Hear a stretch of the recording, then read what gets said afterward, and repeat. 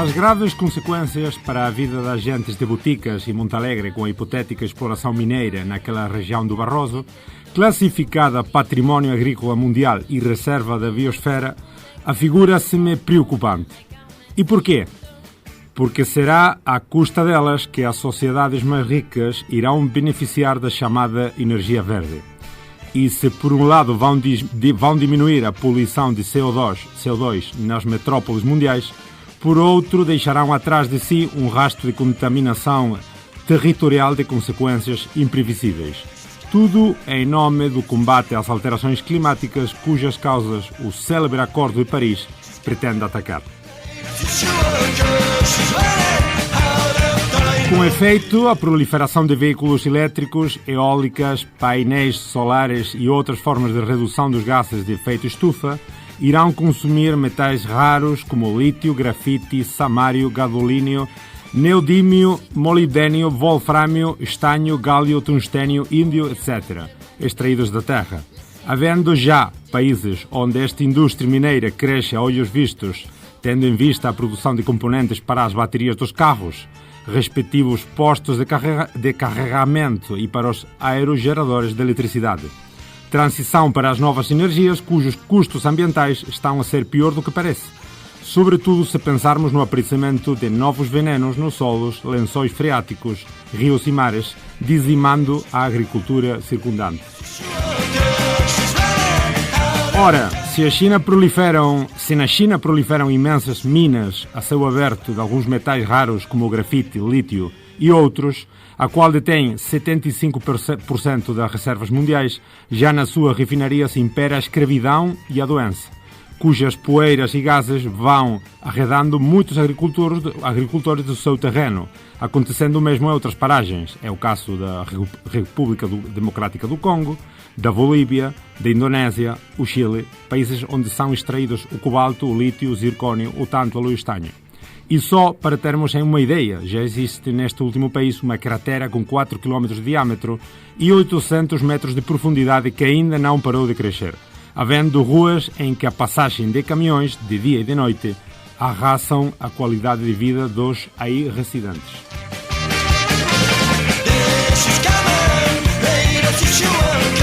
Iria estarmos perante uma campanha que visa o novo consumo. Se não veja, se o caso da Noruega, onde um em cada 2 carros é elétrico e em cuja capital, Oslo, foi invadida por postos de carregamento. Isto sem que alguém se questione sobre os custos dessa poluição zero, paga com os sacrifícios e vidas de outros povos. Zero, utanas. Olha-se a Alemanha, onde há paz de aerogeradores sem empréstimo abandonados nos terrenos. Pelo que poderá dizer-se que o mundo já não sabe o que fazer a tanto lixo proveniente das energias renováveis e novas tecnologias, restando interrogarmos-nos sobre como ficarão as zonas de exploração e o planeta depois de tanto escavarem os seus montes e com tanto veneno espalhado. Pelo que só posso considerar as minas como verdadeiras armadilhas neste combate ao aquecimento global. É óbvio que o comportamento humano terá de mudar, mas se nos calarmos perante as bonomias armadilhadas dos poderosos, o mundo arriscar-se-á a ficar pior. E se os chineses quiserem viver como no Ocidente, nem 5 planetas chegarão. Daí o meu abraço solidário ao povo trabalhador, pacífico e ordeiro das puras terras do Barroso.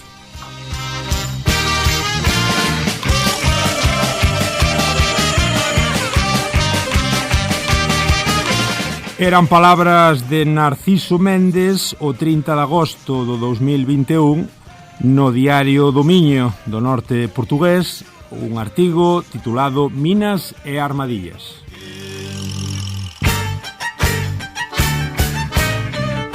E ben, aquí estamos no Galiportus unha vez máis, o voso podcast, o voso programa galaico portugués. Estamos aquí en Radio Ari 107.2 da FM e como vos podedes facer unha idea, hoxe toca falar de minas, toca falar de litio e toca falar de Costa, de un amigo querido, un tal Antonio Costa, ex primeiro ministro portugués, que se viu involucrado na cuestión do litio e das minas do Barroso. Por iso que este programa lle chamamos Litio, Barroso e Costa.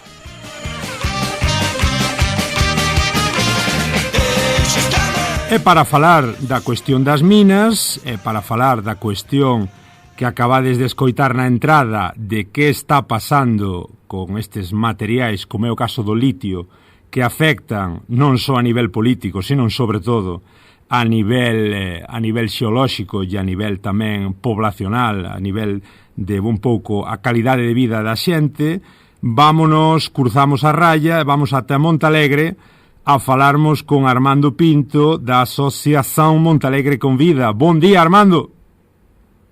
Bon dia, obrigado pelo convite. Un placer noso que estexas connosco en Radio Lleriz, neste podcast Galiportus.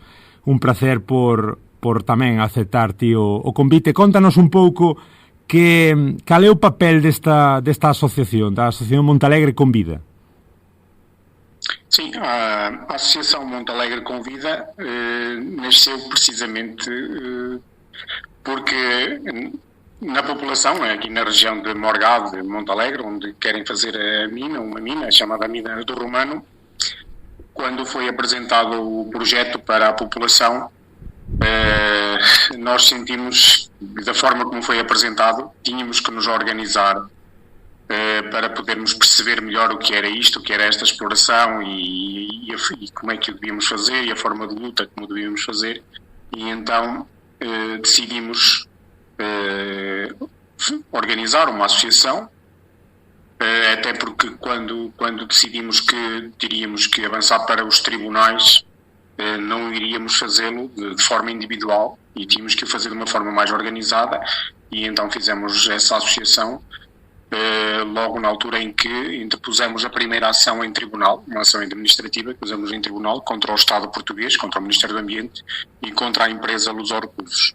Portanto, e essa associação surgiu nesse momento. De que ano falamos, Armando? De que ano, cando comezou tudo? Em 2019. A associação surgiu em 2019. E foi aí que nós já colocamos também em 2019 essa ação em tribunal. Portanto, foi o grupo de pessoas que principalmente da freguesia de Morgado e também aqui da zona de Montalegre.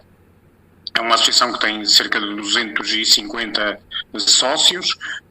Portanto, praticamente toda a população da freguesia de Morgado é sócio desta associação, e foi uma forma que nós arranjamos de nos organizar de uma forma mais ordeira e mais organizada para podermos lutar com esta associação e podemos, através desta associação, chegar tanto como chegamos ao governo, onde chegamos ao Ministério do Ambiente e à Assembleia da República, onde tivemos participamos por 2 vezes na Assembleia da República, numa comissão do Ambiente e noutra comissão organizada pelo Partido de Ecologistas Verdes, e pronto, e foi através dessa associação que nós conseguimos também chegar às universidades,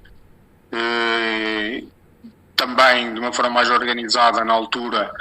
Conseguimos mobilizar a população para não participar em 3 atos eleitorais, portanto, para podermos dar mais voz e darmos um impacto maior à causa, para que pudéssemos ser ouvidos e atrair para nós a comunicação social, o que foi que aconteceu.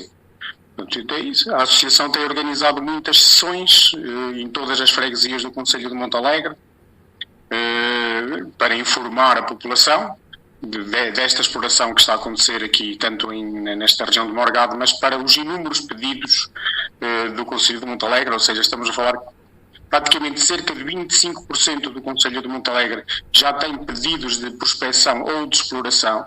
Portanto, é algo que nós consideramos inadmissível, é algo brutal. Portanto, 25% da área do Concelho está neste momento com pedidos e possíveis explorações.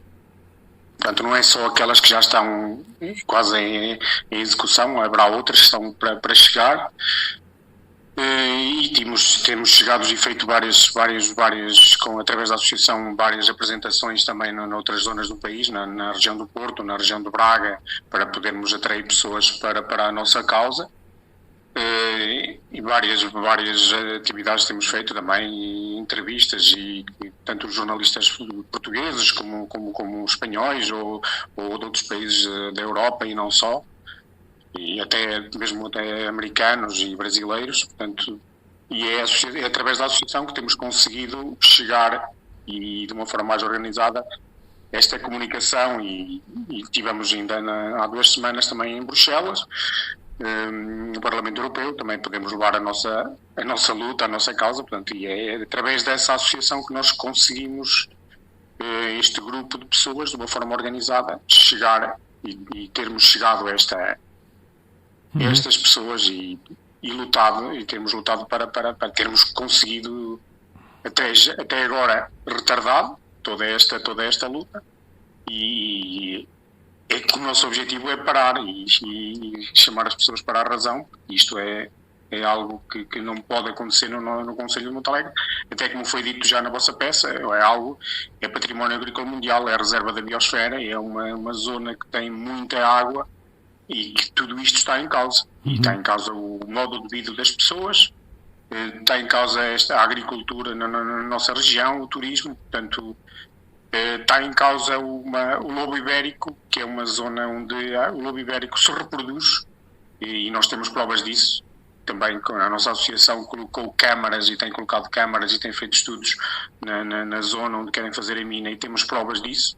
Portanto, temos várias alcateias que são filmadas naquela região, e é a nossa intenção parar tudo isto. Era esa a pregunta, Armando, exactamente.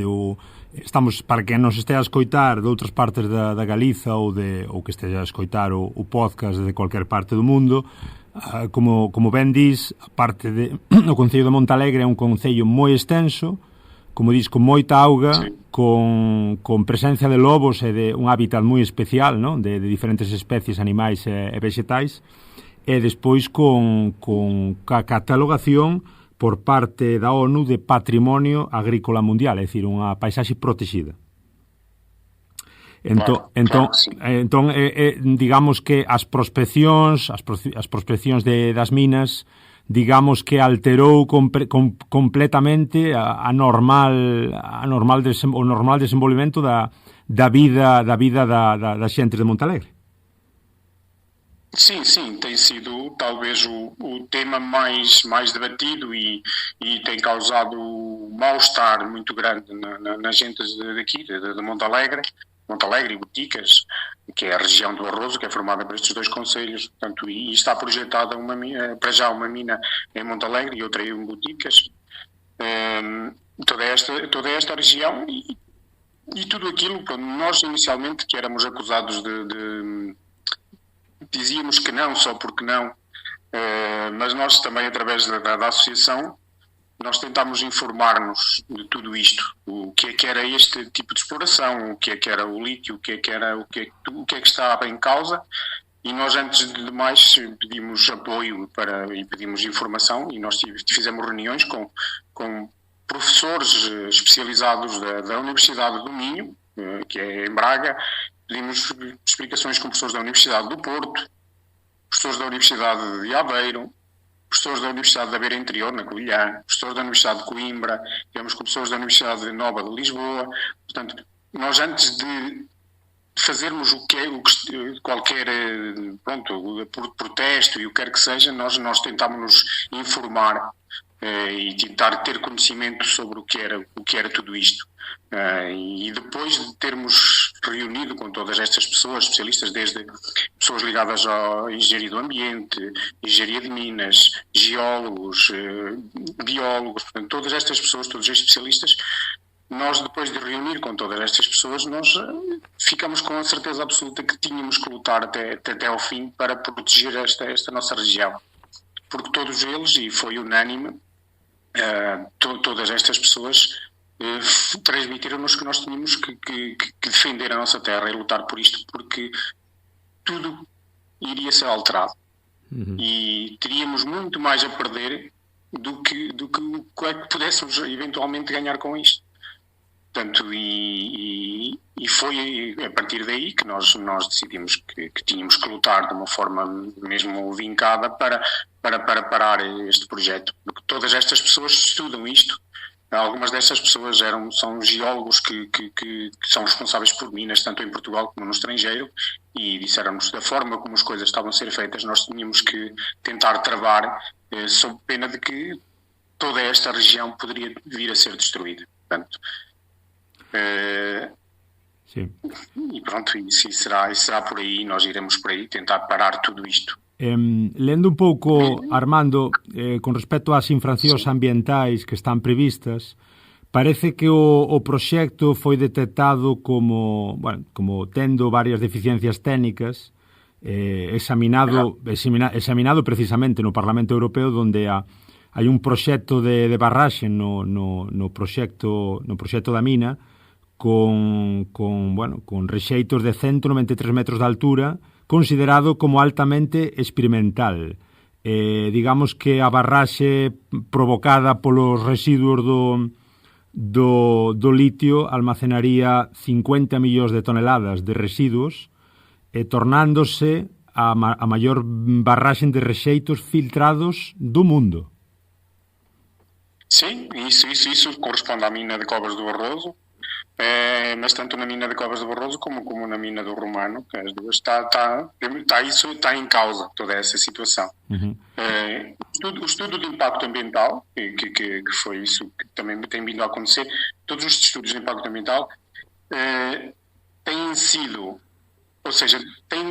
dada a oportunidade à empresa de mineração de alterar consecutivamente o estudo de impacto ambiental.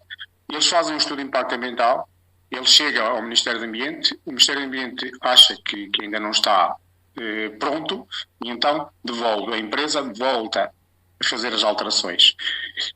A seguir, volta a fazer o mesmo, volta a fazer as alterações. E isto aconteceu até que o estudo de impacto ambiental fosse aceito.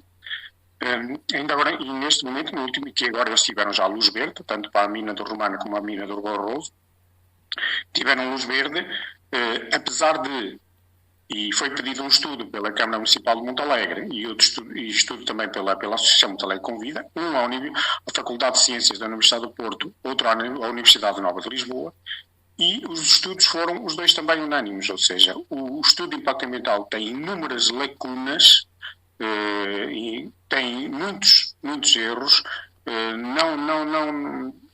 as falhas que existem neste estudo e que não está bem elaborado e que estes especialistas que analisaram consideram que o estudo tem que ser chumbado. O estudo deveria ser chumbado e mesmo assim a Agência Portuguesa do Ambiente não teve em conta estes dois estudos elaborados por estes especialistas, talvez dos melhores especialistas nesta área do nosso país, de Portugal.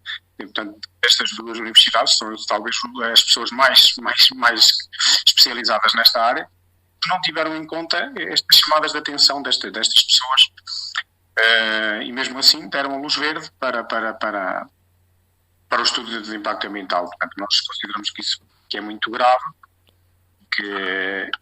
e se calhar foi por aí que pegou também tudo este resto, toda esta consequência, depois deu também origem a que este processo fosse investigado pelas autoridades e que será investigado pelas autoridades, e que se viu que o impacto que teve já no nosso país, pela admissão do nosso primeiro-ministro e por tudo aquilo que está envolvido na Agência Portuguesa do Ambiente. Uhum. Fíxate, Armando, digamos que nas vosas redes e tamén noutras redes sociais vinculadas ca cuestión das minas, coméntase que a empresa é unha británica, Savannah Resources, chega e invade os baldíos, é dicir, as zonas que non están cultivadas. Despois, digamos que unha vez que chega a empresa a eses terrenos, claro, hai que facer unha especie de traballo desa forza para impedir que ni sequer comecen os traballos de prospección, porque unha vez que comezan eses traballos de prospección, despois xa é moito máis difícil parar o proceso, non? Sim, isso está a acontecer. Isso é em Boticas, é em Covas do Barroso. A Savana é a empresa que está com a mina de Covas do Barroso, que é a mina do Barroso. Em Montalegre é a Luz aos Recursos. Está a acontecer tanto numa como noutra. Na mina do Barroso, eles começaram, que é em Boticas, com a Savana, eles estão a tentar entrar no baldio, supostamente que tinha sido registado por alguém que vendeu um terreno ou terrenos e registrou esse terreno baldio. Portanto, e a empresa está a tentar entrar nesse baldio com máquinas para fazer mais prospecção, porque já tinha sido feita antes prospecção. Portanto, e nessa prospecção foi aí que eles destruíram uma parte da zona de Covas de Barroso. E agora eles estão a tentar entrar nessa zona, noutras zonas novas daquela zona, que é baldios, portanto, e a população colocou-se à frente das máquinas e tem impedido que a empresa avance e que faça essa prospecção, uma vez que esses terrenos são da população e não são da empresa, e a empresa não tem o direito nem pode entrar nesses terrenos. E isso está a acontecer em Covas de Barroso e está a acontecer neste momento também na aldeia de Carvalhais, que é aqui também em Montalegre, na mina do Romano, em que também a Luz aos Recursos, também num terreno que tinha adquirido, um terreno pequenino, que não serve praticamente para nada, e eles agora estavam a tentar alargar e a marcar terreno baldio para poder também exercer da mesma forma como está feita a Savana. A Luz ao Curso está a tentar fazer o mesmo e a população também já se colocou em frente dessas máquinas e já fez queixa neste momento no Ministério Público sobre essa usurpação de terrenos também de baldios. Isso está a acontecer, essa forma autoritária destas empresas, isso efetivamente está a acontecer. Porquê o lítio e porquê o Barroso, Armando? Porque o Barroso, não sei, certamente porque eles acham que existe este mineral aqui.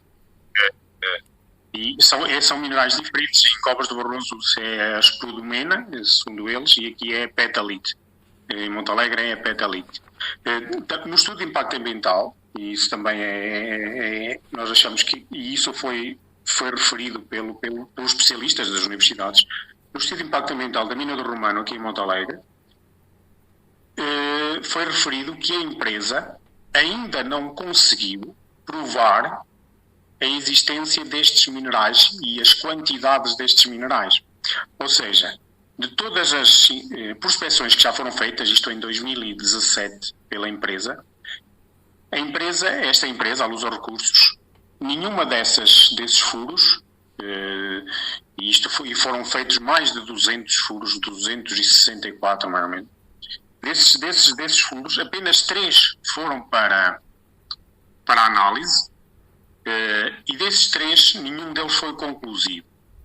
Ou seja, a empresa, neste momento, tem que fazer nova prospecção para provar a existência destes minerais e a quantidade destes minerais.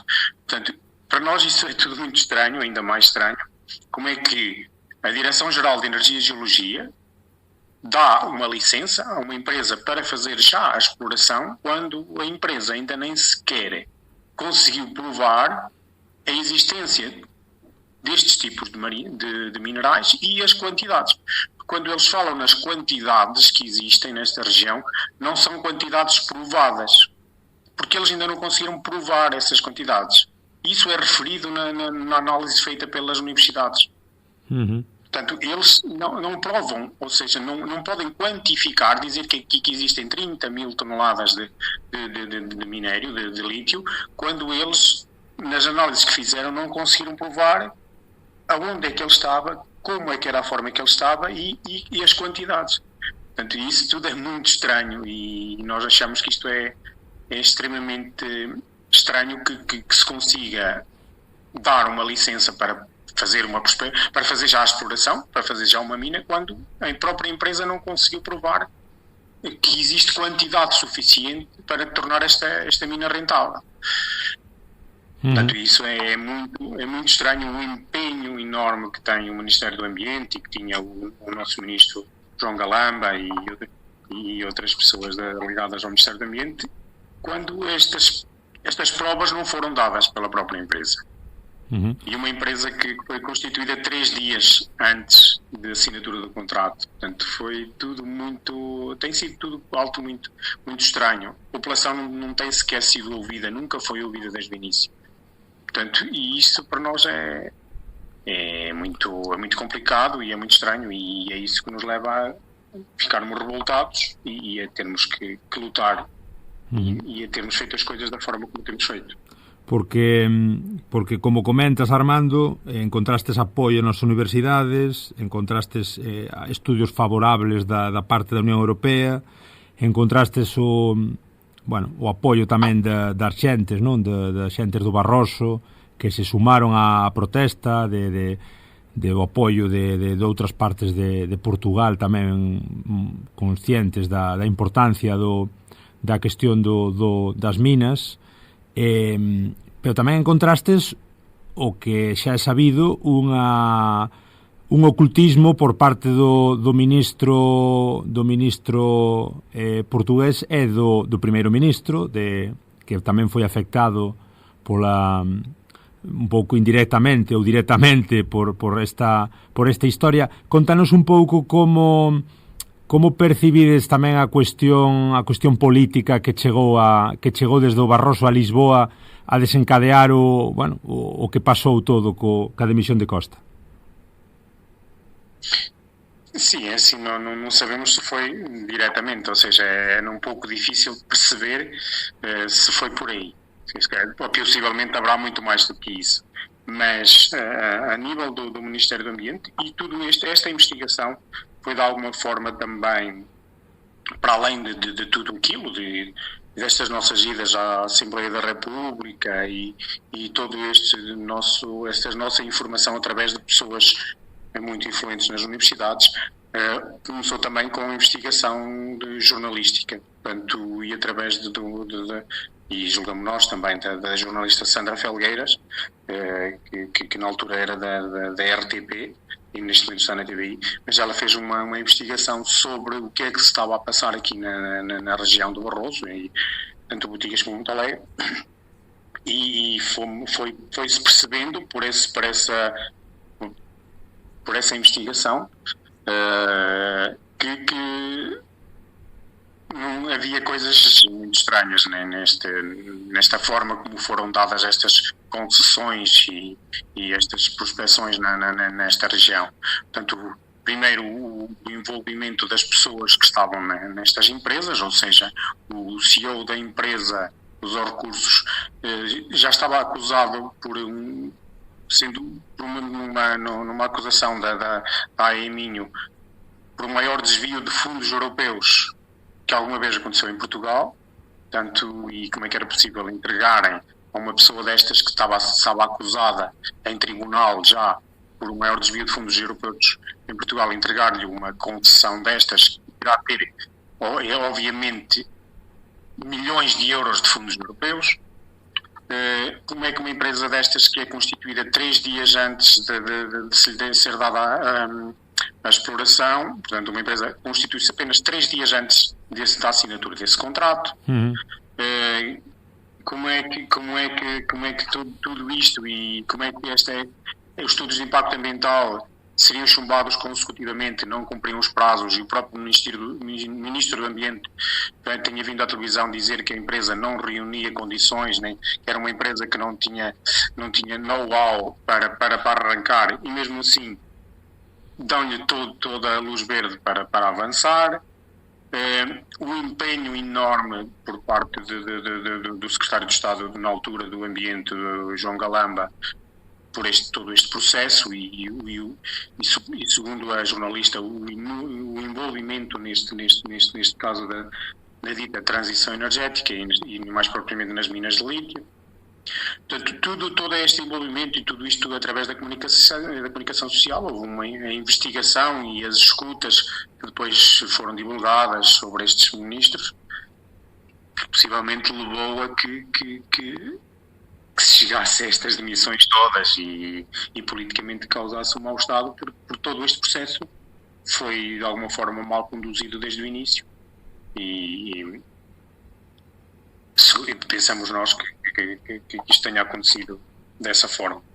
Mas não temos provas de que será por causa disto que tudo que o governo tenha caído, mas que nós consideramos que proporcionou e que há indícios de que sim, e que através disto, e de que há uma força muito grande, e que houve até o momento, e continua a haver, uma força muito grande por parte dos políticos portugueses para que tudo isto avance. Isso é óbvio, é inequívoco que existe uma força muito grande, e existe um passar e facilitar passos a estas empresas para que elas cheguem à exploração. Não temos dúvidas disso. Uhum. Isso é visível tanto em termos políticos a nível nacional como até mesmo a nível local, e isso aconteceu. Portanto, e nós tivemos sempre muita dificuldade, e os políticos a nós sempre nos receberam de uma forma muito pouco cordial quando nós os abordávamos sobre este tema. Portanto, era algo incómodo, e nós criávamos sempre esse mal-estar quando falávamos sobre o tema, quando tentávamos saber mais sobre o tema. O vosso argumento é non há mina sin há vida. Digamos que é unha frase que explica claramente o que está pasando. Que vai pasar? Que vai acontecer no 2024? Que crees que vai, por onde van ir as cousas, Armando? Sim, nós gostávamos que elas fossem para o fim, que terminasse com que parassem com este atentado ambiental à região do Barroso, que é isso que nós consideramos.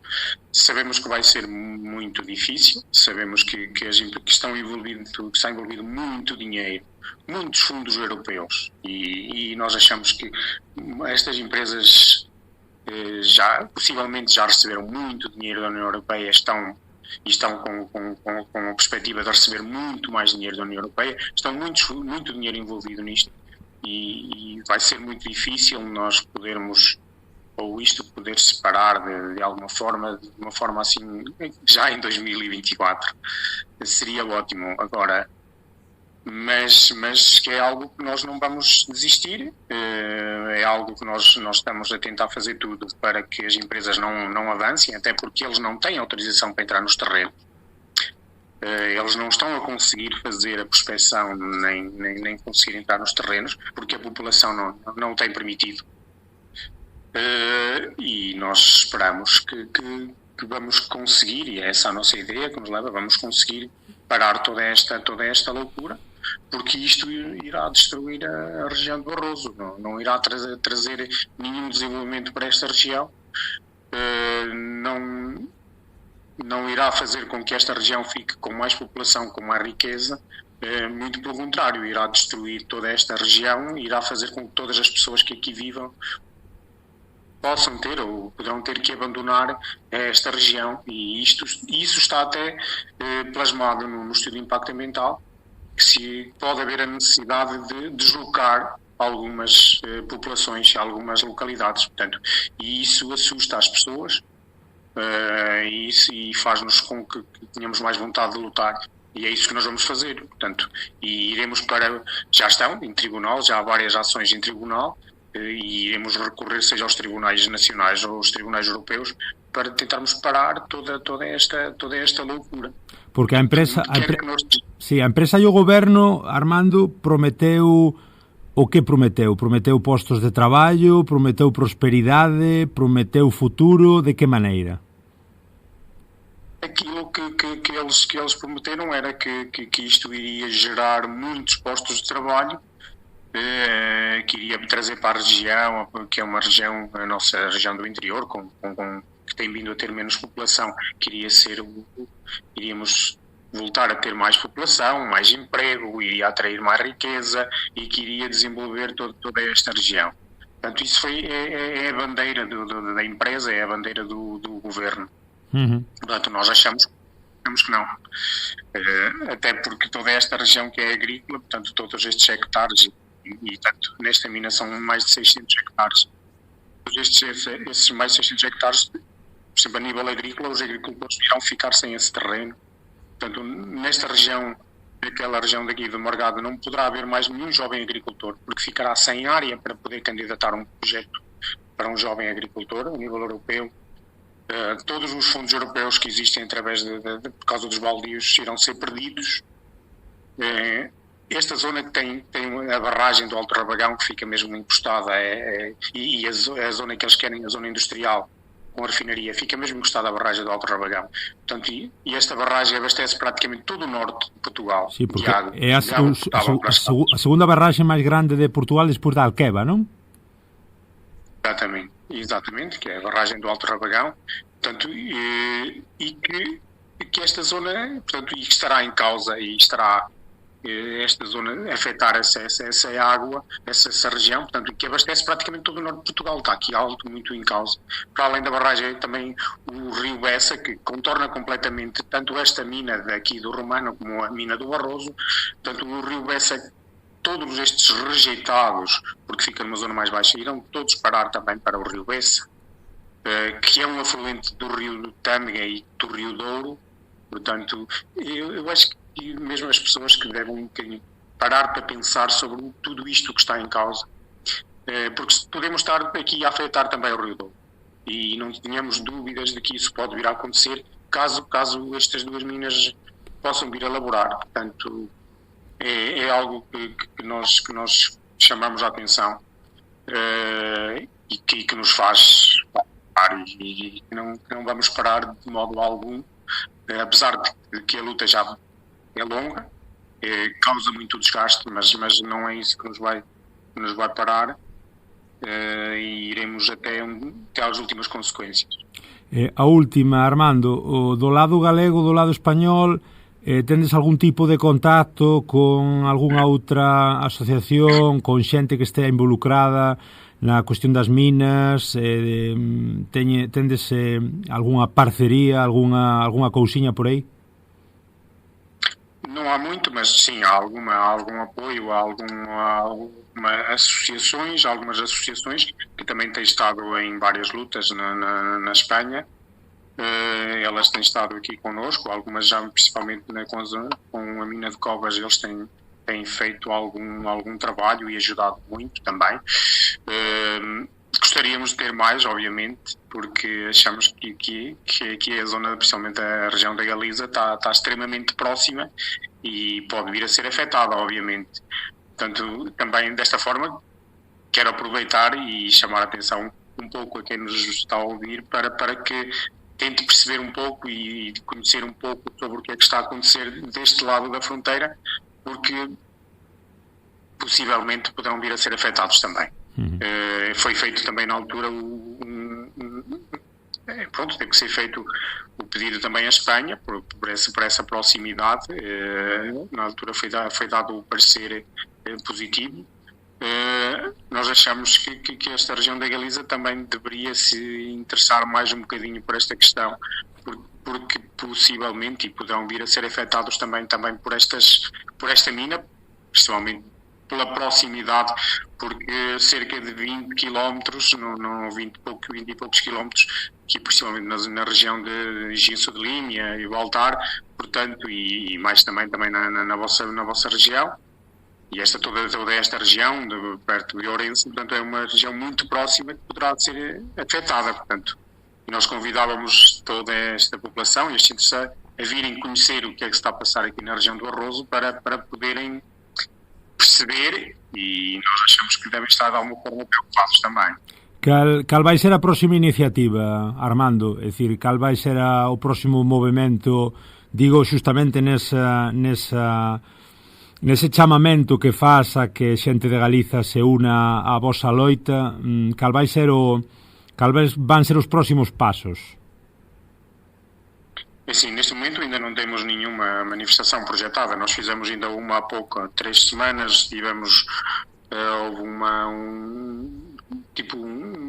manifestação de passar de carros pela região da Borralha, Montalegre e Covas do Barroso. nós costumamos fazer uma manifestação na zona da Feira do Fumeiro. Este ano ainda estamos a pensar se vamos fazer. Estamos a ver se fazemos uma vigília. Nós já temos feito muitas ações. Neste momento estamos mais com trabalho em termos de tribunais e de mais trabalho burocrático, porque achamos que neste momento é por aí que nós temos que ir. Já fizemos várias manifestações, mas nós iremos divulgar quando fizermos algo, iremos fazer chegar através das redes sociais e não só toda essa nossa atividade, e quando fizermos nós faremos chegar também a esse lado da fronteira toda a nossa atividade, e quem quiser participar nós são muito bem-vindos e podem vir até aqui e nós teremos todas as informações que pudermos, portanto, e faremos chegar essa informação aí a toda esta região da Galiza. Armando... Neste momento nós estamos mais com processos em tribunal e isso tem-nos ocupado muito tempo, para além de que agora também teremos campanha política aqui em Portugal e estamos focados um pouco também de levar esta nossa luta a todas as comissões parlamentares. Portanto, estamos a trabalhar nisso, tentar, como já fizemos algumas vezes, que a nossa luta chegue e tentarmos saber qual é a opinião dos candidatos a primeiro-ministro e candidatos à Assembleia da República. Portanto, e tentá-los trazer cá, esse é o nosso objetivo, trazer cá a esta região, aqui em Montalegre, e expressar a nossa preocupação e tentar saber e tentar ter o apoio de alguns deles. Portanto, neste momento é esse o nosso foco. Queremos aproveitar esta altura de eleições para podermos pressionar, digamos assim, estas pessoas que irão estar nos sítios que vão decidir tudo isto. Pois moita sorte a Armando Caloita, moita sorte tamén nas próximas accións nesta campaña electoral que parece que en Portugal vai ir cara febreiro, marzo, non? Sí, as eleições são em março. En marzo, sabes que na Galiza temos tamén eleccións autonómicas aquí para o goberno galego en febreiro, entón vai ser un inverno quente. Sí. Moita forza, Armando Pinto, da Asociación Montalegre con Vida. Do lado norte da raya estamos moi atentos a todo o que pase, o que suceda no Barroso, porque tamén é parte importante de nós. Claro, ok. Obrigado a nós por tudo e pela vossa atenção. Un abrazo grande. Até a próxima. Chao, chao. Até a próxima. Obrigado. Um abraço. Tchau. Até a próxima. Tchau.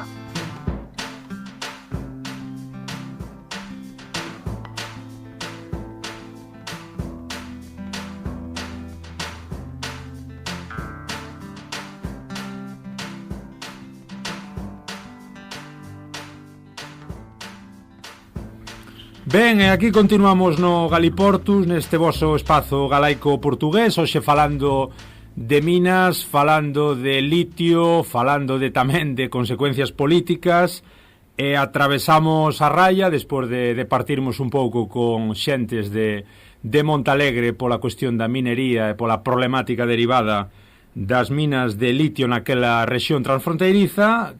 Como digo, atravesamos a fronteira e achegámonos a Santiago, para falar cunha auténtica autoridade en física. Falamos de Jorge Mira, que seguramente moitos de vós asociades pola TVG tamén, unha cara moi visible no programa Cifras e Letras hai uns anos, pero bueno, falamos de académicamente unha auténtica personalidade, catedrático de electromagnetismo do Departamento de Física Aplicada na Universidade de Santiago de Compostela, Medalla de Investigación de Galicia 2022 na área de Matemáticas, Física e Ciencias da Computación, e coautor de traballos de investigación con John Goodenough, Premio Nobel de Química 2019, este John Goodenough, pola invención das baterías recargables de ion litio. Así que saudamos xa a Jorge Mira para falarmos un pouco de litio. Moi boas, Jorge.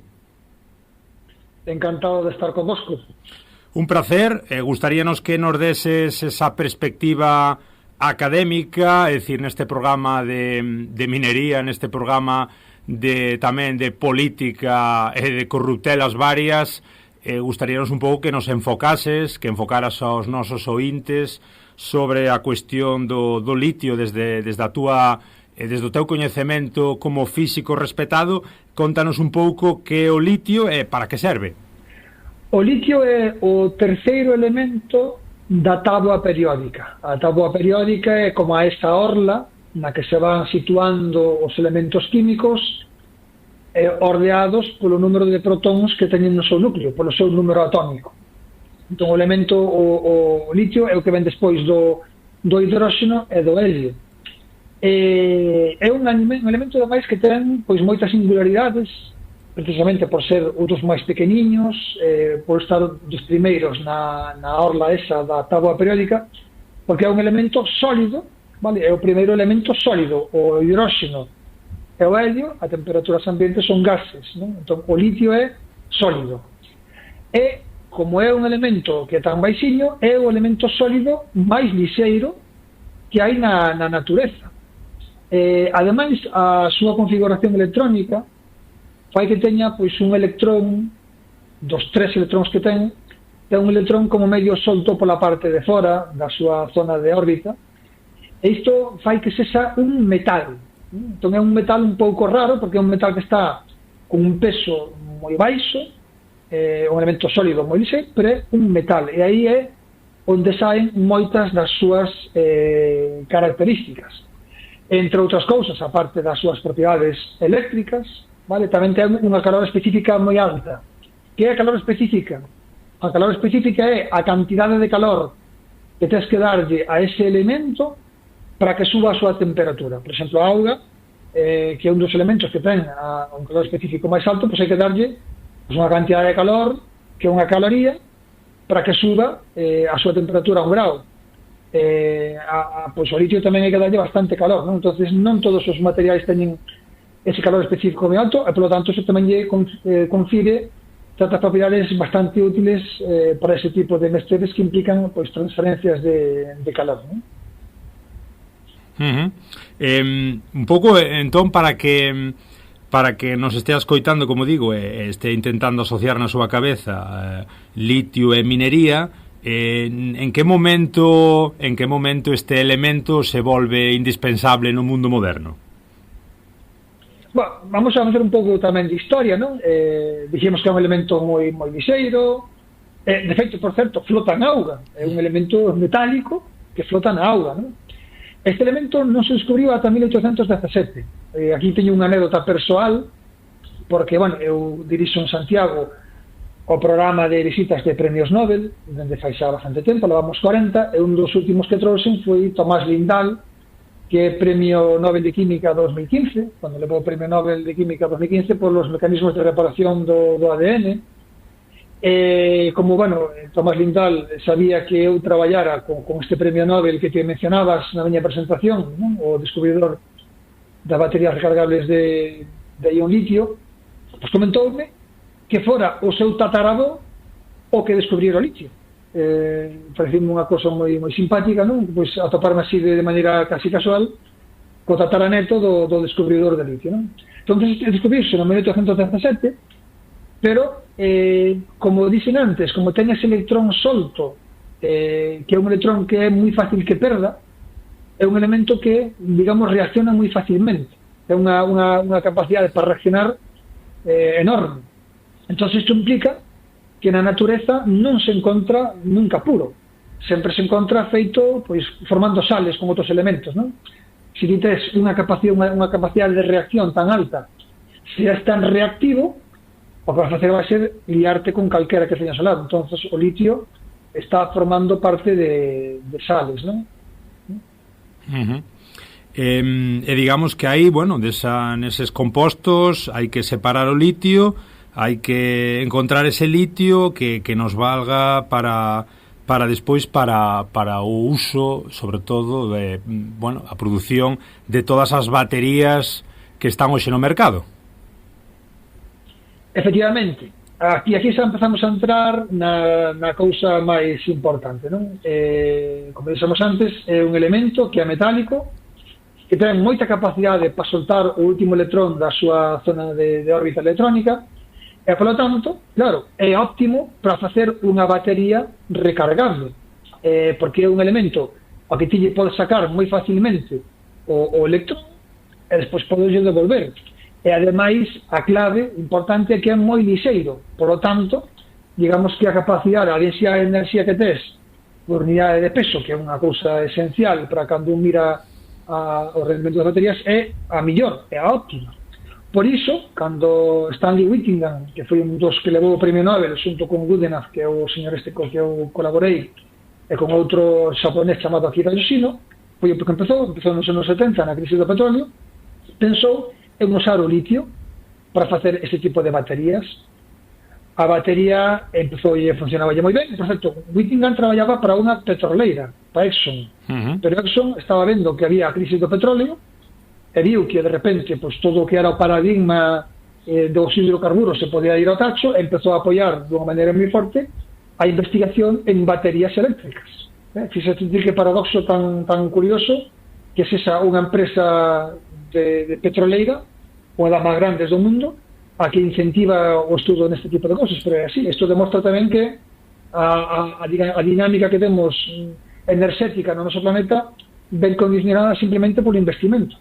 Cando interesa, faise unha aposta por unha línea ou por outra. Entón, eles empezaron a apostar pola línea das baterías recargables. Non? Entón, Whittingham empezou a facer bastantes cousas co litio, pero empezou a ter problemas, non? Porque o litio, precisamente, como veño dicindo e reiterando, é tan reactivo.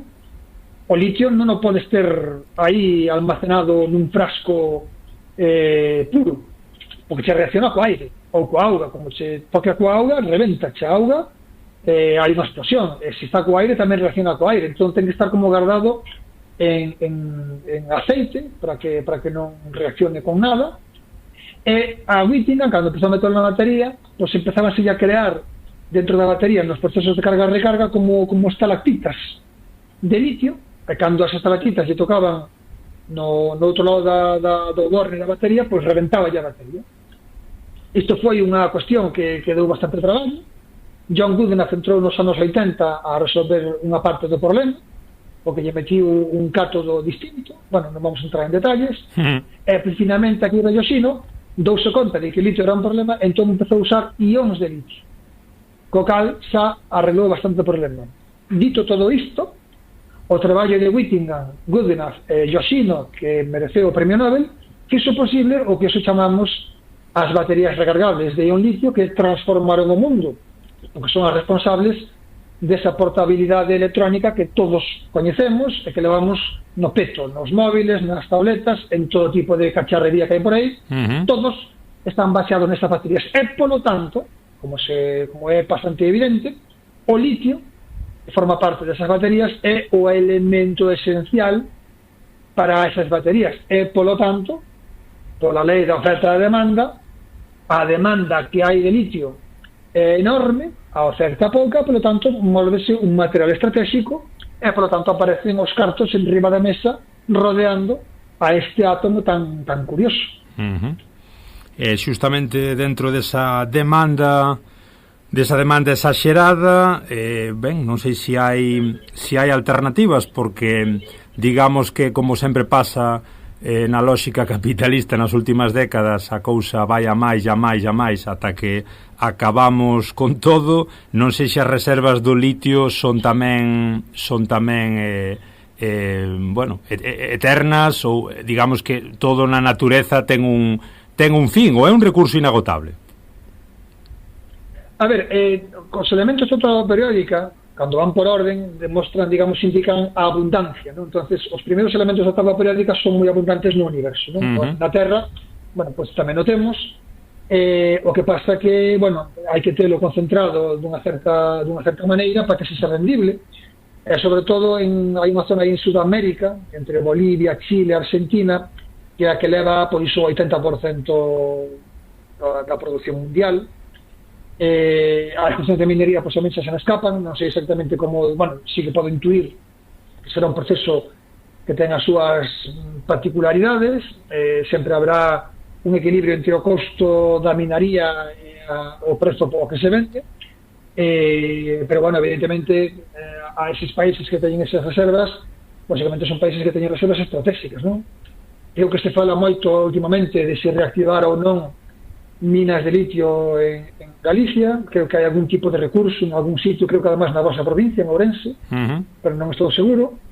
E aí, claro, pues empezamos a entrar en dinámicas económicas e políticas, ¿no? Que están fora da ciencia directamente. Para sustituir, nas baterías, sí, evidentemente, as baterías, tal e como dicíamos, están a cambiar lógicamente o mercado. A min comentárame Whittingham, cando tuve aquí, que por certo que eu convidei a Galicia fai un par de anos, Whittingham comentábame que, bueno, estaban intentando buscar alternativas. Estaban intentando buscar alternativas para materiais que non sexan tan contaminantes, non? Porque os metais, non só non o litio exactamente, sino outros metais pesados que se meten nas baterías, hai que cambiarlos, non? Entón estaban investigando con materiais máis verdes, por así decirlo, materiais máis reciclados, e polo tanto hai bastante traballo niso, simplemente movido, polo interés medioambiental, por suposto, pero tamén polo interés económico, porque hai materiais que están concentrados en certos países, e por tanto, por exemplo, os Estados Unidos non están dispostos a depender dun recurso que está en China na súa maior parte, non? Certos metais cobaltos e cosas así. Entón o que fan é simplemente investigar vías que permitan facer baterías recargables pois con materiais que sean disponibles dunha maneira barata. Entonces, sumado o interese económico, que é o principal, co interese medioambiental, pois temos que empezar a pensar que nun futuro non demasiado lonxano vai haber baterías que xa non van a depender de certos materiais estratégicos, e iso é no que se está traballando agora mesmo, non? Comentabas a cuestión verde, falábamolo ca xente de Montalegre, aquí perto da Raya. Bueno, dicíannos que o litio para eles é unha ameaza tremenda para a súa modo, o modo de vida, para as súas terras, para as súas xentes. O litio hai xente que o define como ouro branco e veneno verde. Isto é así, Jorge, é tan contaminante como estás comentando?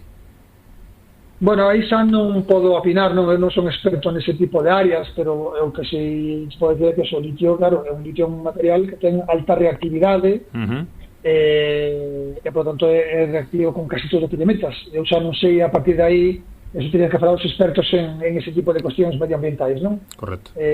Non é un metal pesado, non é o mesmo que un cobalto, que un chumbo, ou que un mercurio, non é o mesmo, non?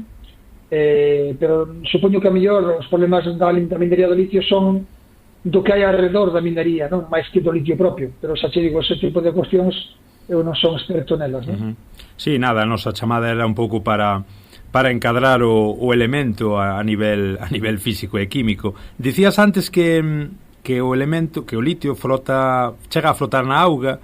Isto, bueno, pois tamén nos relaciono co que nos comentaban da Asociación Montalegre con Vida, que teñen moito medo a que nesa minería situada nesas minas a casi 1000 metros, moito do residuo xenerado acabe nas barraxens que din eles, non? Nos encoros que proveñen, que prácticamente dan auga a casi todo o norte portugués.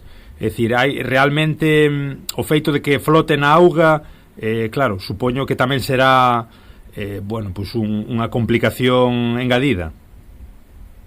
Bueno, o de flotar na auga, digamos teóricamente, porque ten unha densidade menor que a auga, pero se o litio puro, o pos en contacto coa auga, enseguida se reacciona coa auga, ¿no? Porque é moi reactivo. Entonces terías un reventoncillo, entón non vas a ter litio puro nadando na auga, eso non pode ser, ¿no? Mesmo o litio puro no aire, pois tampouco.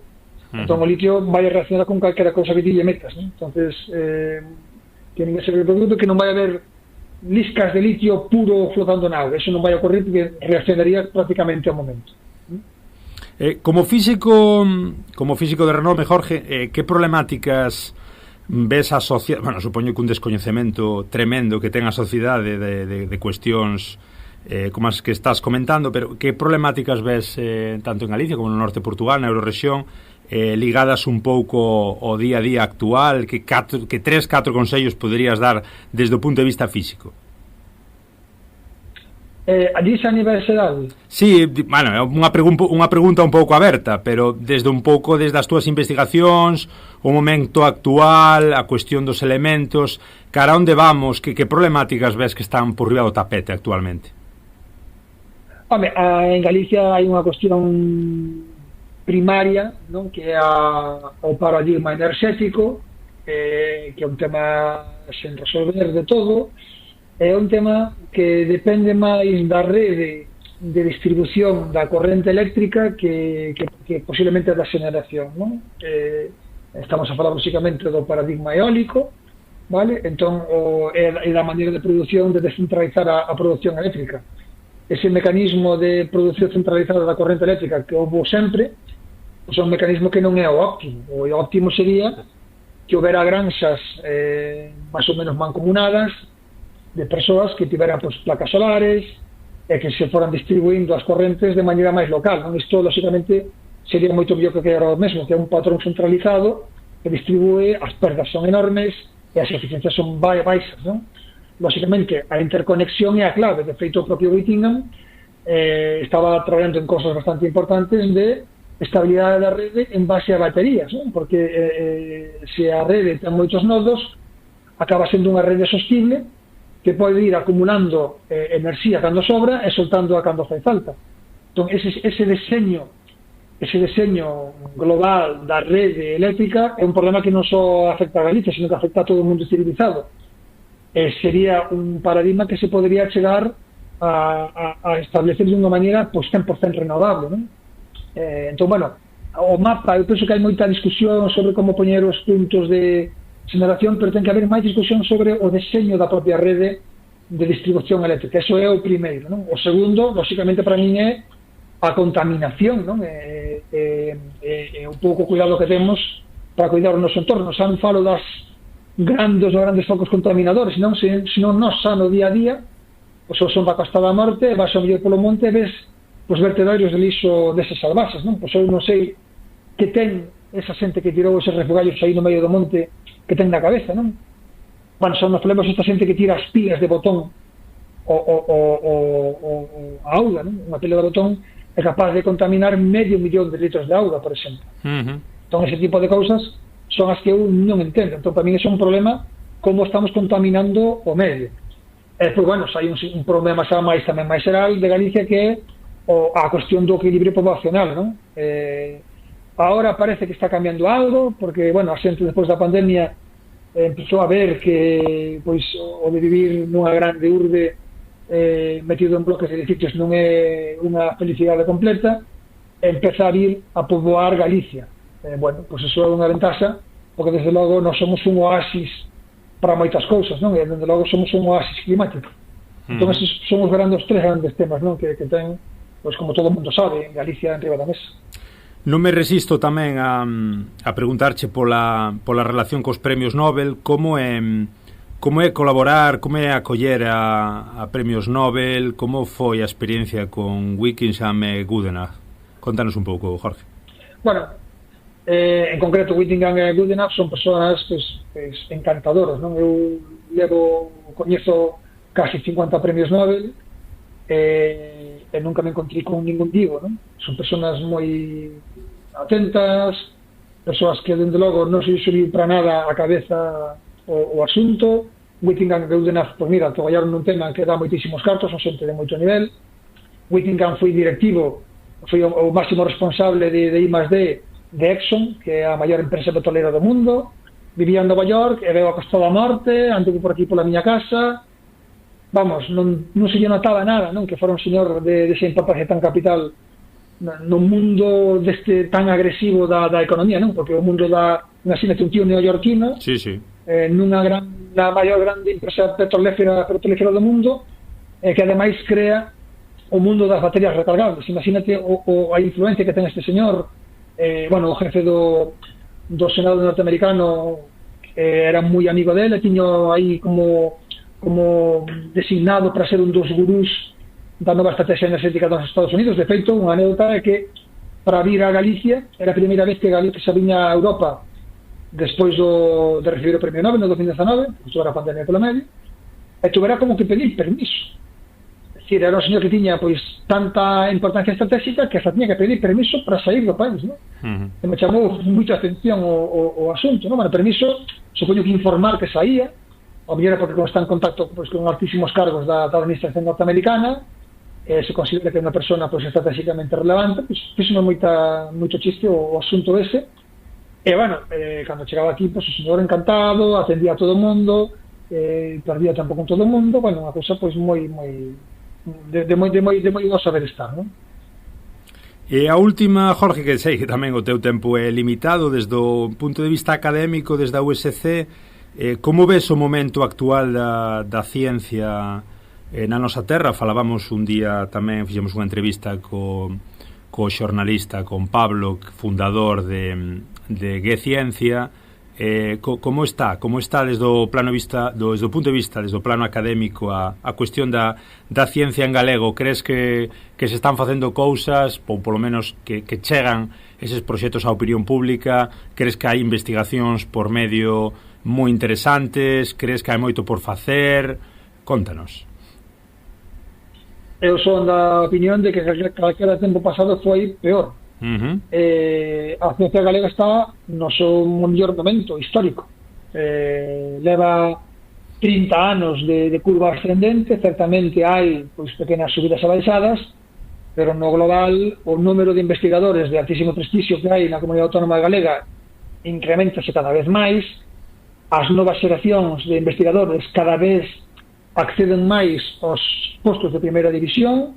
A ciencia que se produce en Galicia cada vez é de máis nivel. Bueno, ti chamas de Allariz, en Allariz tedes, por exemplo, José Luis Mascareñas, non? Que é unha das grandes referencias da ciencia en Galicia, e, polo tanto, o nivel da ciencia en Galicia está como nunca. Certamente hai eivas, hai problemas, pero os indicadores son obvios, non? O sea, a produción científica galega e os escenarios nos que fixa a ciencia galega son cada vez de maior categoría. De feito, se chego, pois, eu son un exemplo de que colaborei con premios Nobel, pero hai moita máis xente en Galicia que colaborou con premios Nobel, e cada vez máis, non? Cando sale un Nobel, cada vez é máis probable que exista algún galego que en algún momento tivo contacto con ese Nobel de alguna ou de outra maneira, non? Entonces eu teño que dicir que, bueno, a ciencia galega avanza, está moito mellor do que estaba fai 30 anos, por exemplo. Hai a discusión de se o ritmo que temos de subida é mellor ou peor, pero, bueno, a curva é ascendente. Crees que temos que recuperar potencial que se nos foi, xente que emigrou? Iso é moi complicado ou é cuestión política? Iso estáse facendo cada vez máis, porque agora está habendo un cambio na tendencia. Houve épocas nas cales pois, bueno, os postos académicos estaban colapsados, porque, bueno, enchiuse todo de golpe nos anos 80-90, pero ahora aquela xente que entrara nos anos 80-90 empezase a xubilar en masa. Isto pasa coa medicina, pasa coa educación secundaria, e pasa tamén coas universidades. Entón, agora, nos próximos anos, vai haber un montón de postos vacantes que van permitir que moita xente que está no estranxeiro poida volver. E, de feito, os programas de retorno de captación de talento están funcionando a un ritmo maior do que houve nunca. Entón, a esta xente que estuvo por fora, pois cada vez ten máis oportunidades para volver. Estamos tamén pois, nun momento interesante, non? Ese momento que había fai 20 anos, por exemplo, na miña época era moi difícil entrar na carreira universitaria, pero agora eu penso que é máis fácil que hai 20 anos, por exemplo, fai 10 anos, non?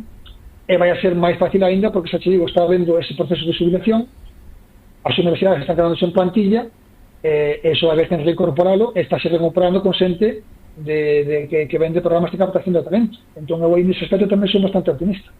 Como ves o 2024, Jorge?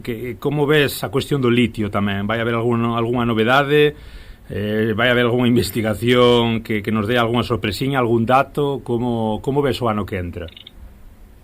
Investigacións vai haber, porque evidentemente isto nunca para, máxime cando a actividade económica é tan alta, a investigación sempre vai a estar en riba da mesa. Entonces, cando ti insertas recursos, vai haber resultados seguro. De repente, a mellor algún día, pois dinche que se acaba de facer unha batería un material pois, que non emprega os materiais típicos, non? Non emprega, por exemplo, ións de cobalto, non? Porque máis que o problema do litio, como xe dicía antes, o problema é os metais que están noutra parte da batería, non? Digamos que nun lado da batería tes o litio, pero no outro tens que meter un material como, por exemplo, o cobalto, non? Entón, nas baterías recargables, por exemplo, é máis problema o cobalto que o litio. Bueno, o cobalto xa é un metal máis pesado, é un metal que xa contamina máis que o litio. Entonces, sobre todo, os esforzos están para limpar o cobalto, non? Entón, nese aspecto, está habendo bastantes éxitos, no que é ir pensando en sustitutos do cobalto. O sea, está habendo máis esforzo, non? En buscar solucións para cambiar o cobalto aos metais pesados que o licio, non? Pero vamos, había en algún momento que é un avance que te elimina o litio. Por eso te digo, eu máis que o problema do litio, eu vexo máis o problema do que é o cobalto, non? E a última vai para a cuestión cuestión lingüística, Jorge. Sabes que é un programa galaico-portugués. Como é o momento actual da ciencia galega? Estánse facendo cousas, falábamoslo aquel día co produtor, co director de Que Ciencia. Estamos nun bo momento da ciencia relacionada ca lingua? Pois non, pero iso nunca estivo ben, non? Porque a lingua franca na ciencia o inglés, xa ni siquiera o castelán. Por exemplo, a maior parte da miña produción científica toda en inglés, a maioría. Correcto. 99%. Entón, isto aplícase a min e a todo o mundo. Entonces non é que sea un problema noso, tamén un problema do castelán coa ciencia, un problema do francés coa ciencia. O sea, o inglés é moi hexemónico e iso é difícil cambiarlo. Certamente hai programas que van insertando recursos para que se promova o galego en diferentes escenarios, pero vamos, son esforzos a nivel local. A ciencia non está moi galeguizada, a verdade, non?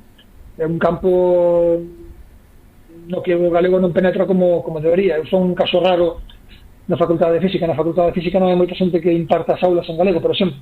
Hai algúns, pero non somos moitos. Son un tema que vexo difícil, pero en realidade eu creo que nunca estivo mellor, non?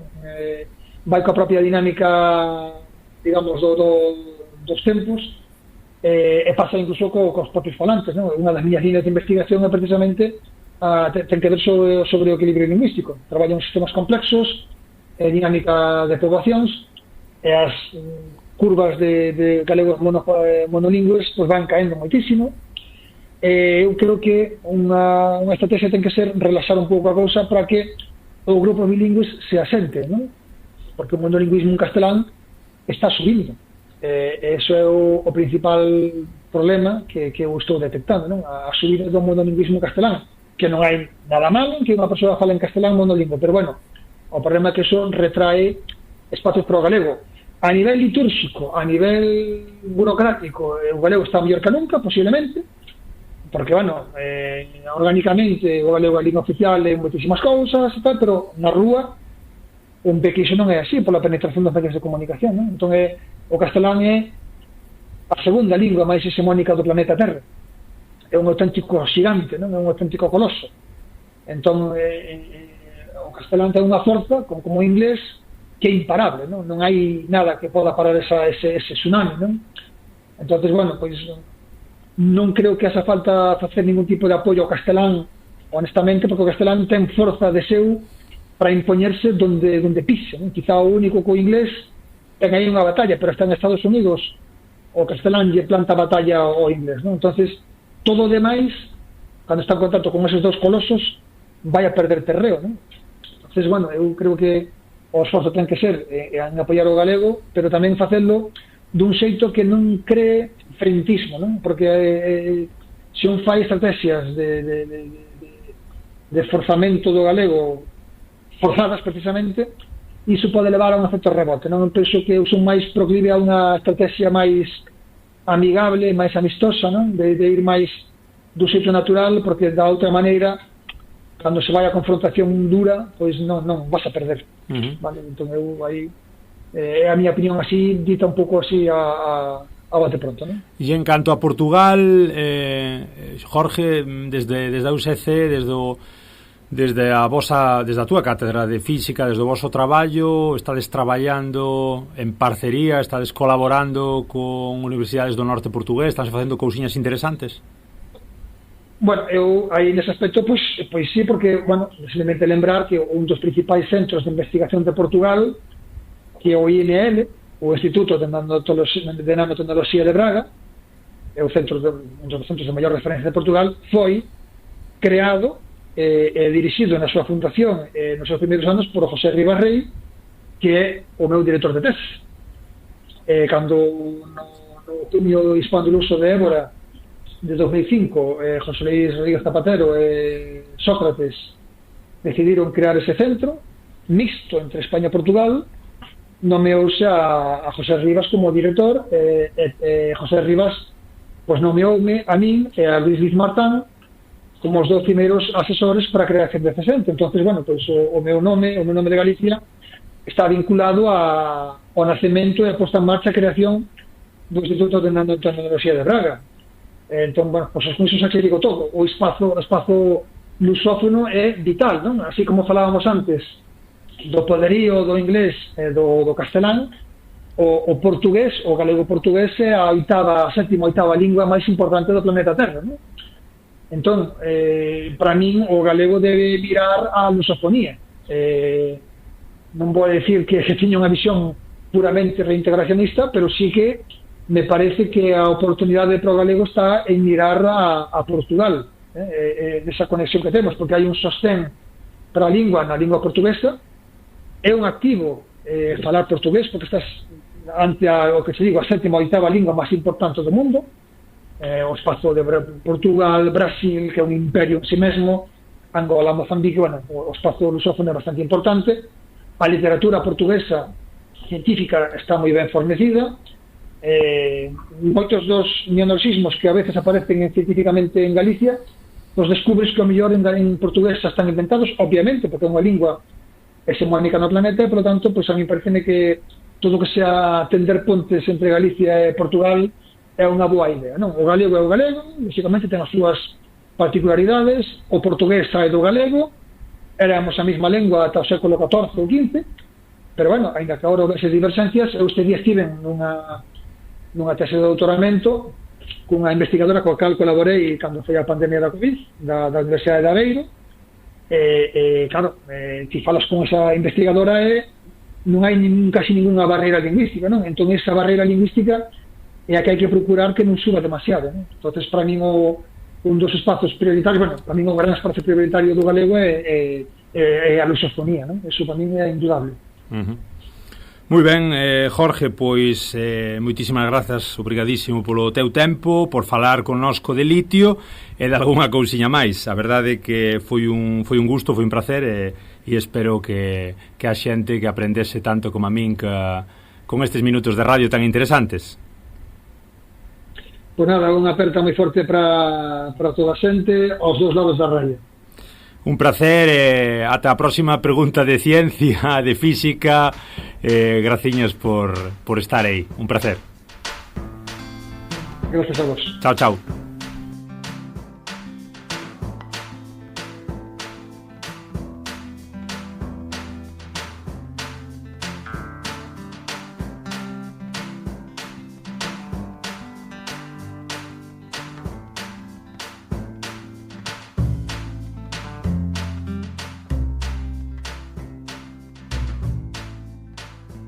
Moi ben, aquí seguimos no Galiportus, neste especial sobre litio, sobre minas, sobre corrupcións políticas e consecuencias políticas moi importantes en Portugal.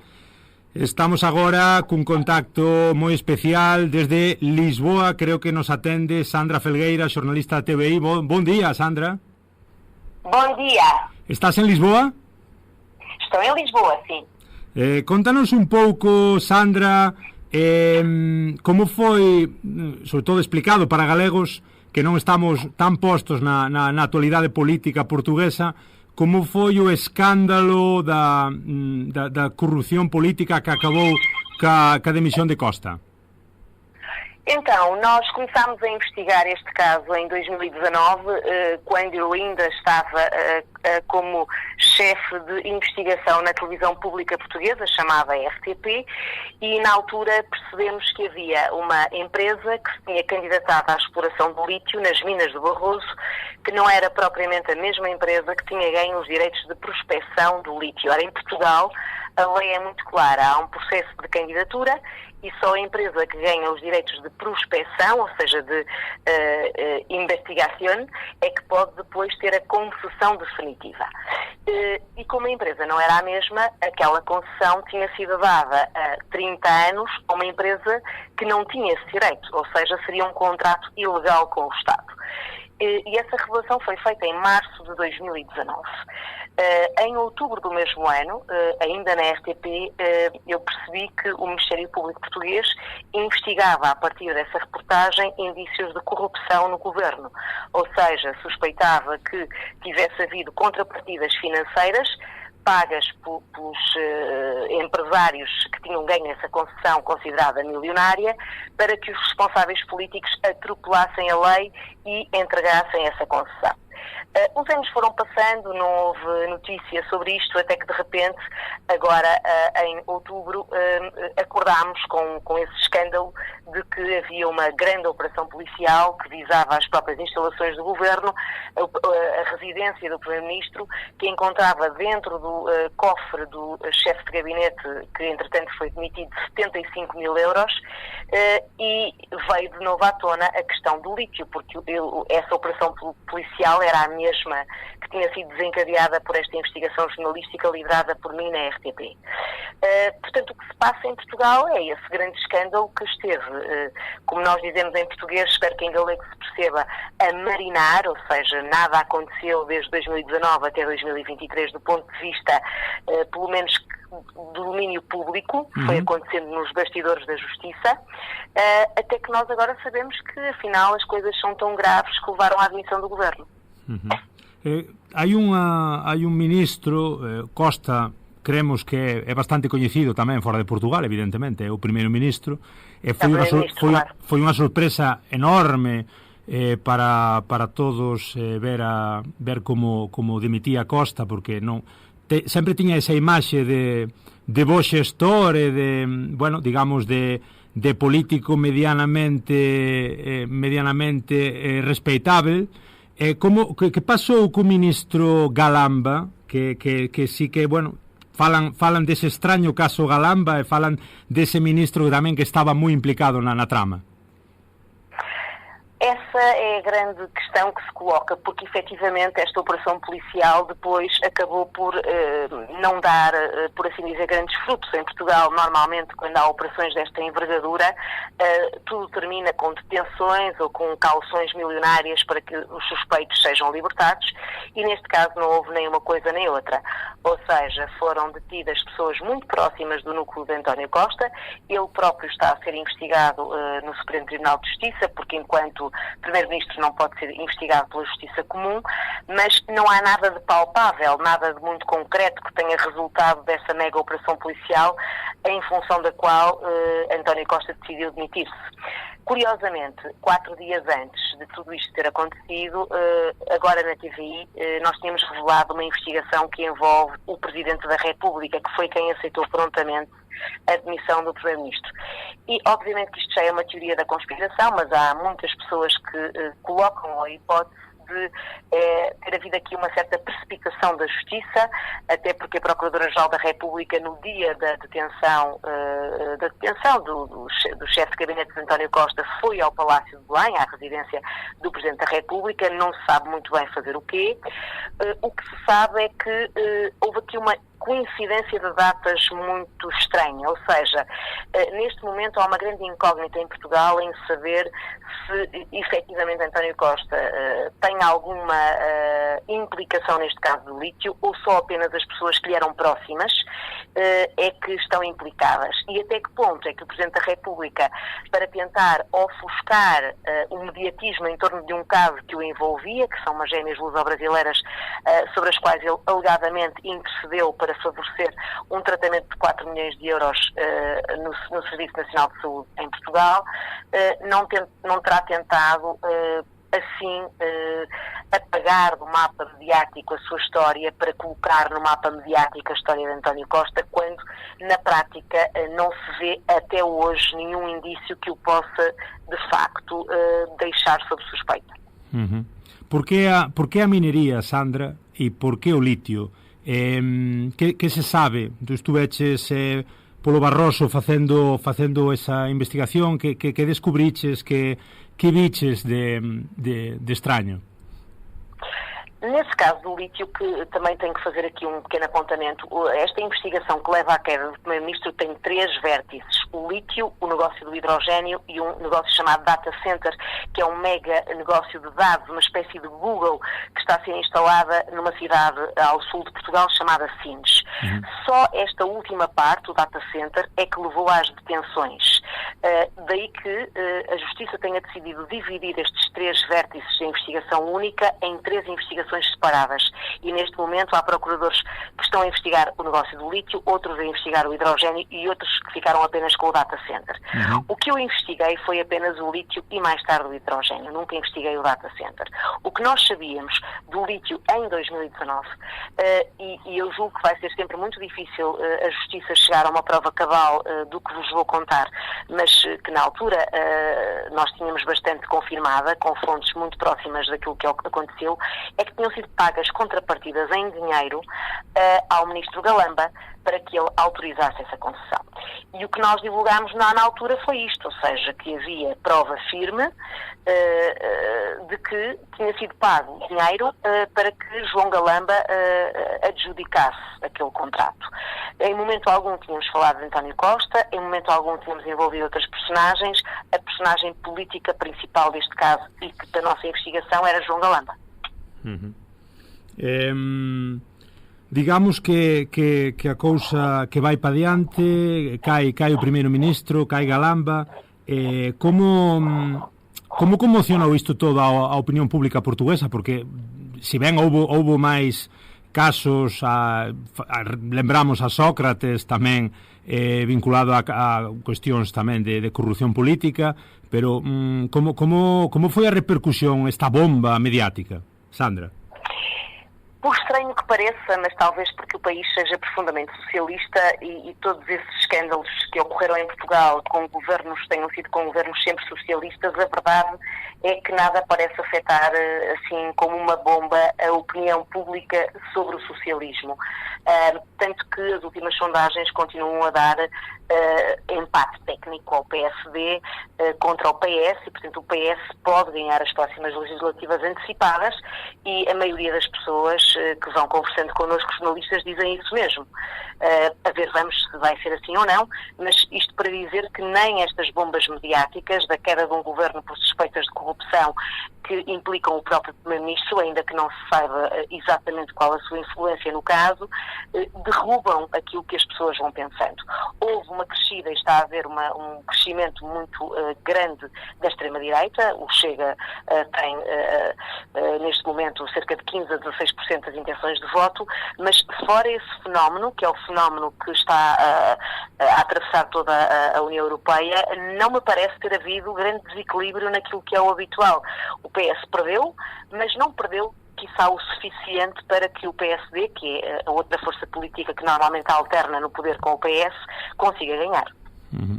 E en canto ás repercusións particulares túas, Sandra, xa non estás traballando na RTP, estás agora na TVI, digamos que houbo tamén presións políticas para que deixases a RTP por esta tremenda repercusión da investigación? Muita gente diz que sim. Eu, a título particular, o que posso dizer é que deixei de ter condições que me permitissem desempenhar as minhas funções de forma livre e com eficácia. Todo jornalista de investigação precisa de meios humanos e técnicos, precisa de capacidade de ação, e eu deixei de a ter na RTP e tomei uma decisão muito dura, muito minha, que me custou muito, chorei muito. Estive 22 anos na RTP, a RTP sempre foi a minha casa, foi lá que fiz os meus melhores amigos e, no fundo, a minha família. Mas entendi que a vida é isto mesmo, e há momentos em que temos que tomar decisões difíceis, e eu tive que tomar a minha em 2022. E tomei-a, saí em janeiro de 2022, e hoje estou muito feliz na TVI, que me acolhe. Aliás, 2021 já estou um pouco perdida, estou na TVI há um ano e 3 meses, e gosto muito de estar na TVI, e sinto que, de facto, encontrei aqui a minha casa. Somos conscientes, Sandra, do papel do xornalismo para que como contrapoder, como ese goberno paralelo, ou non goberno, sino ese rol tan importante do xornalismo que permite a sociedade ser máis libre. Crees que somos conscientes suficientemente da importancia do xornalismo, dese xornalismo libre? Eu espero que sim. A repercussão que eu tenho em Portugal sobre o meu trabalho diz-me que sim, diz que as pessoas estão cada vez mais carentes e necessitadas de pessoas que digam a verdade, como nós dizemos, sem papas na língua, que não tenham medo de afrontar os poderes e que, acima de tudo, não sejam nunca condicionadas. Mas eu julgo que a nossa missão é cada vez mais dificultada por umas novas gerações que não estão propriamente com muita vontade de fazer estas experiências de vida difíceis. Preferem algo mais fácil, algo que dê mais dinheiro. As redes sociais e a quantidade de tecnologia que hoje em dia existe, e falo também pela minha filha, pelas minhas filhas, isso é bem visível. Eles gostam do imediato e o jornalismo está longe de ser, o jornalismo de investigação, nomeadamente, está longe de ser algo que se consiga no imediato. Por isso eu tenho uma perspectiva às vezes um pouco pessimista em relação ao futuro, porque se por um lado percebo que a opinião pública precisa e merece mais jornalismo de investigação, não vejo quem é que o venha poder fazer, pelo menos com esta dedicação de quase não dormir para chegar às notícias, porque vejo que esta profissão, muito mais que uma profissão, é uma missão de vida, é um estado de espírito. E este estado de espírito tem consequências muito duras para a vida pessoal de cada um. E, portanto, espero que haja quem queira fazer, ainda que sinta no dia-a-dia que é muito difícil arranjar quem queira. Como foi para unha lisboeta chegar ao Barroso e falar con aquelas xentes, ver un pouco a problemática de perto? Como foi a experiencia dese documentario, desa investigación? Sabes que, apesar de eu viver em Lisboa há quase 25 anos, eu sou uma mulher do Norte, aliás, sou quase uma mulher galega. De Felgueiras? Vivi de Felgueiras, e vivi muito tempo no Gerês, e sou uma mulher que toda a vida foi a Vigo fazer as compras de Natal e a Sanxenxo passear ao fim de semana. Portanto, eu considero-me muito mais do Norte, do Minho, do que propriamente de Lisboa. As minhas raízes são no Norte. Por isso, ir a Montalegre é ir a casa, não é muito diferente. Mas, acima de tudo, quem foi mais a Montalegre nem fui eu. Eu sou líder de uma equipa e eu tenho vários repórteres a trabalhar comigo. E na altura, quem mais foi ao Barroso e a Montalegre foram os meus colegas Andréa Novo, Luís Miguel Loureiro. Acima de tudo, eles, porque estavam destacados na redação do Norte, do Porto, e eu estava a trabalhar aqui. Mas achei curioso fazeres uma pergunta de uma mulher lisboeta, se há coisa que eu não sou de toda é lisboeta. Desculpa. Já te colocava como lisboeta.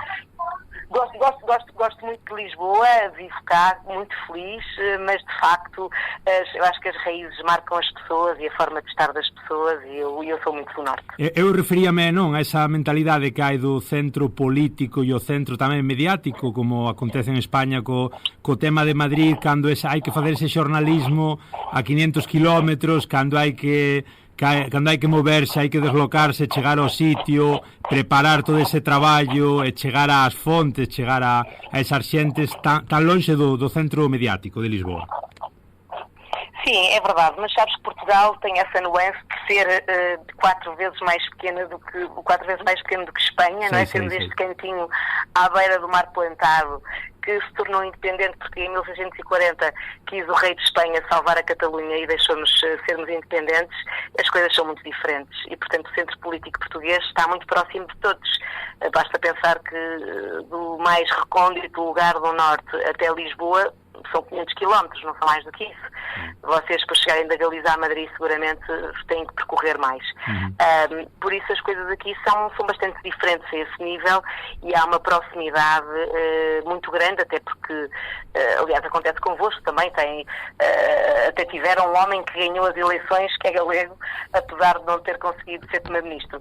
Mas aqui temos muita gente do Norte que está no centro político e por isso as coisas acabam por ser todas muito mais próximas e culturalmente menos dispares do que em Espanha. Em Espanha há muito mais diferenças culturais, não é nada difícil de perceber. Eu cheguei a viver em Barcelona, percebo muito bem o fenómeno catalão e independentista, mas em Portugal isso não existe, não é? Falar-se em regionalização em Portugal é quase, se quisermos, estúpido, porque nós somos todos iguais. Uhum.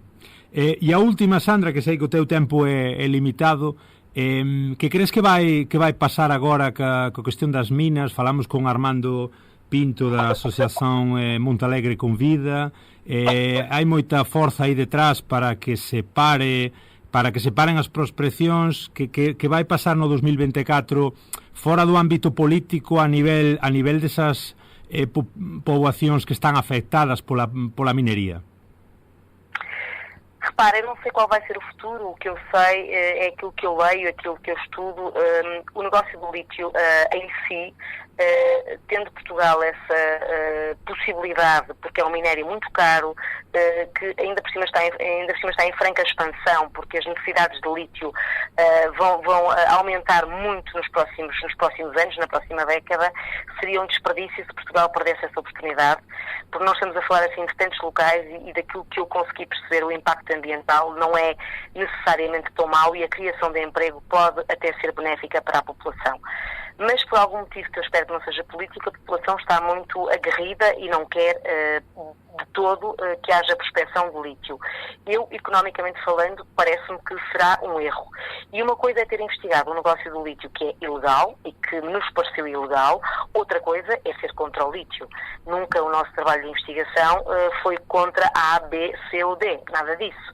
Nós simplesmente explorámos e explicámos que havia um negócio que podia ser de lítio como podia ser de gasolina, não interessa. Um negócio que estava a ser feito com contrapartidas ilegais e não estávamos aqui a analisar o impacto ambiental das questões.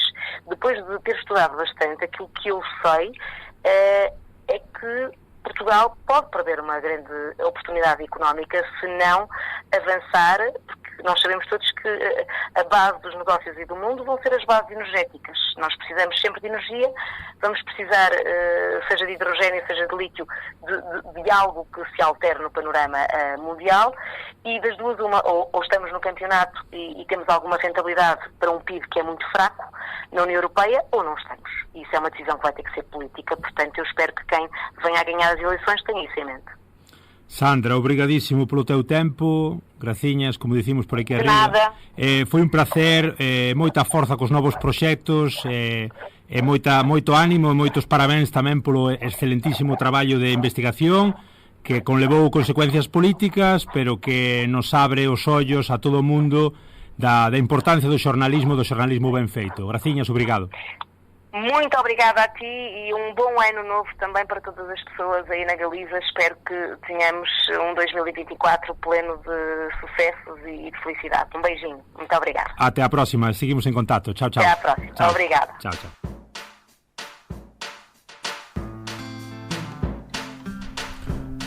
Perfecto, e ata aquí a nosa entrevista ca última convidada con Sandra Felgueiras, xornalista de primeiro nivel, a traballar na investigación, nesa investigación que acabou ca demisión de Antonio Costa, do primeiro ministro portugués. Sandra Felgueiras, como digo, xornalista primeiro da RTP e agora da TVI.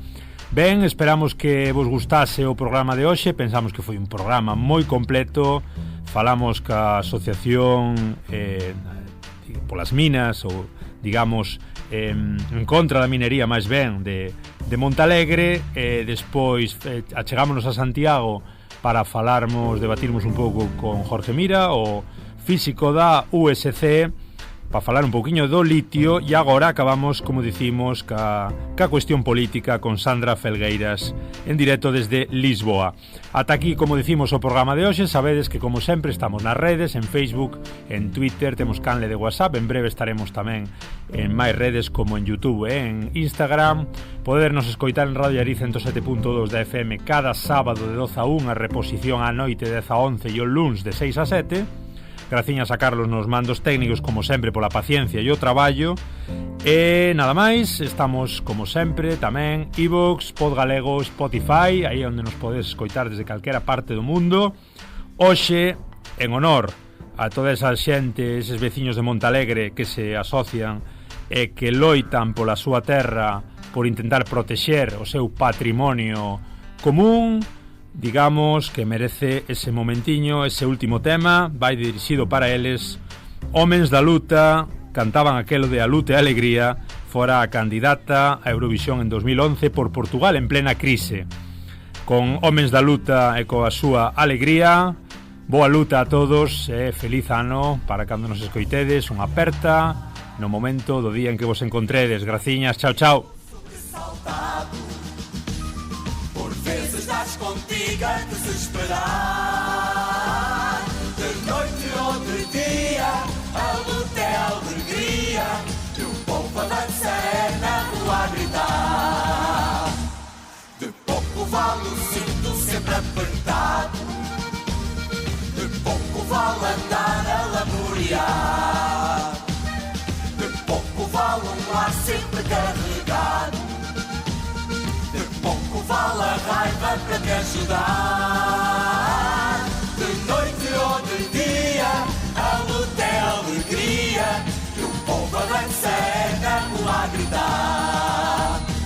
E traz o pão, e traz o queijo, e traz o vinho, e vem o velho, vem o novo e o menino. E traz o pão, e traz o queijo, e traz o vinho, e vem o velho, vem o novo e o menino. Vem celebrar esta situação e vamos cantar contra a reação. Vem celebrar esta situação e vamos cantar contra a reação. E traz o pão, e traz o queijo, e traz o vinho, e vem o velho, vem o novo e o menino. E traz o pão, e traz o queijo, e traz o vinho, e vem o velho, vem o novo e o menino.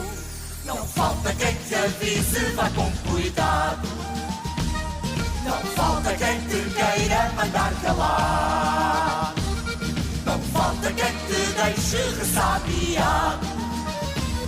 Não falta quem te venda o próprio ar. De noite ou de dia, a luta é a alegria, e o povo avança é na rua a gritar. E traz o pão, e traz o queijo, e traz o vinho, e vem o velho, vem o novo e o menino. E traz o pão, e traz o queijo, e traz o vinho, e vem o velho, vem o novo e o menino. Vem celebrar esta situação e vamos cantar contra a reação. Vem celebrar esta situação e vamos cantar contra a reação. Vem celebrar esta situação e vamos cantar contra a reação. Vem celebrar esta situação e vamos cantar contra a reação. E traz o pão, e traz o queijo, e traz o vinho, e vem o velho, vem o novo e o menino. E traz o pão, e traz o queijo, e traz o vinho, e vem o velho, vem o novo e o menino. E traz o pão, e traz o queijo, e traz o vinho. A luta continua quando o povo